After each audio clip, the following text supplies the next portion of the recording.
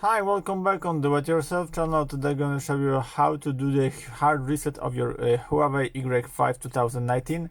This operation can be helpful if you doesn't remember the password to your phone or just the software doesn't work properly. So first of all, we need to turn off our device.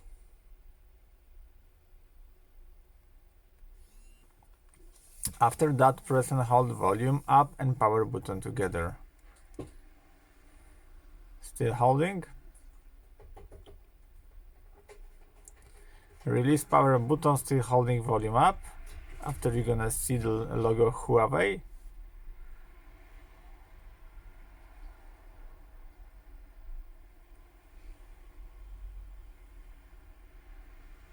That's it, release volume up, and now wipe data factory reset, right yes,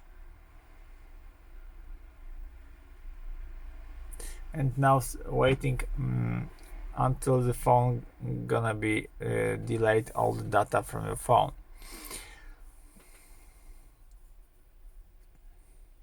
That's it. Now reboot system now,